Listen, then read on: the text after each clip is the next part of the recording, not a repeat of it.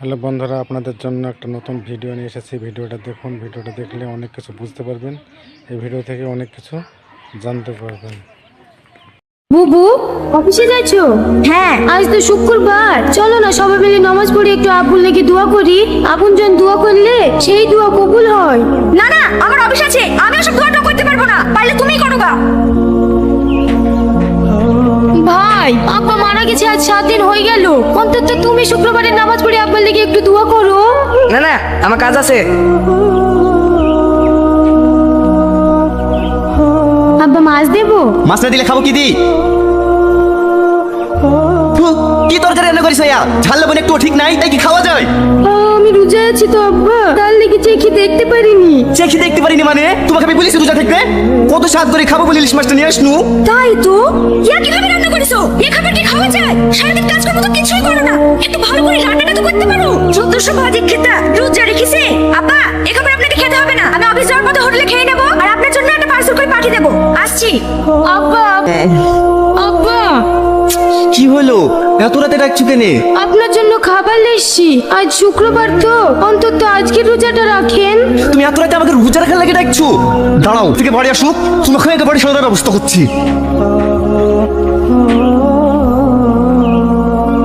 আমাকে ক্ষমা করে দেন, আমাকে একটা সুযোগ দেন। আমি যেভাবে করেছি তার প্রায়শ্চিত্ত করতে চাই। তোমার পাপ 80% কমে গেছে, আর 20% আছে। আমার তো কমে গেছে, কিন্তু কিভাবে? তোমার বৌমার লেগি দেখতে চাও? হে খুদা, আমি তোমার কাছে 2 হাত তুলে দোয়া করছি। আমার শ্বশুর পৃথিবীতে থাকতে মনে জানতে অনেক পাপ করেছে। তুমি তাকে ক্ষমা করে দিও, তুমি তাকে জান্নাতবাসী করো।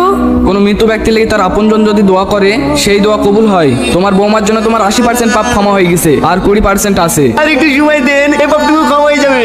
না, এই পাপের জন্য তোমার বৌমা যদি দিন রাত 24 ঘন্টাও দোয়া করে, তাও এই পাপের ক্ষমা হবে না। কেন? কারণ তুমি সেদিন যে রোজাদার ব্যক্তিকে চড় মেরেছিলা, একমাত্র সেই পারে তোমাকে ক্ষমা করতে। আবু বাড়িতে আছেন? হ্যাঁ, কে? আমি রিয়াজ। ও, মাল সব ঠিকঠাক দিছে তো? হ্যাঁ দিছে, আপনি একবার লিস্টে মিলিলেন। আচ্ছা ঠিক আছে, মাল সব রান্নাঘরে রেখে দে। বাবু, আমি রোজায় আছি তো, শরীরটা খুব হাঁপি গেছে। চালের বস্তাটা ধরে একটু মাথায় তুলে দেন না। তুই রোজা আছিস তো আমি কি করবো? তুই কি আমি রোজা থাকতে বলেছি? কাজে এসে কাজ কর। দাঁড়ান চাচা দাঁড়ান, অত কষ্ট করতে হবে না, আমি তুলে দিছি। থাক থাক মা, তোমাকে আর কষ্ট করতে হবে না, এগুলো আমি একাই পারবো। এই ভিখারির বাচ্চা, তুই আর কি করলি? আমার হাত পিছনে পড়ে গেছে বাবু, আমাকে ক্ষমা করে দেন। কি ক্ষমা করবে? তুই ভাতা দেবার দাম 500 টাকা, তোর মজুরি থেকে তো 400 টাকা কেটে নেবই, 250 টাকা কেটে দেবে রে। না না বাবু, এরকম করেন না।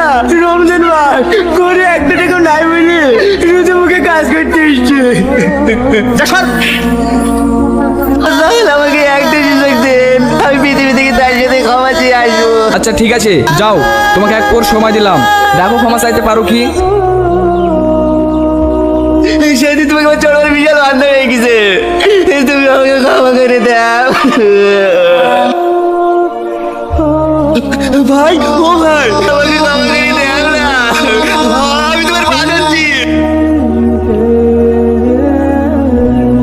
কি হলো, ক্ষমা চাইতে পারলে না তো? না, চলো। আমাকে এর মধ্যে ক্ষমা করে দাও, আমি জানতে যাবো না, আমি জানতে যাবো না, আমি যাবো না, আমি যাবো না। আমি কোনো মরিনি, আমি কোনো বেঁচে আছি। হে খোদা, তোমাকে হাজার হাজার শুকরিয়া, আমাকে আর একটা সুযোগ দেওয়ার জন্য। আব্বা আপনি? বৌমা, আমি আজ থেকে নামাজ রোজা সব করবো, কিন্তু আমি তো কিছুই জানিনি। তুমি আমাকে নামাজ পড়া শিখিয়ে দিবা? হ্যাঁ আব্বা, আমি অবশ্যই শিখে দেবো।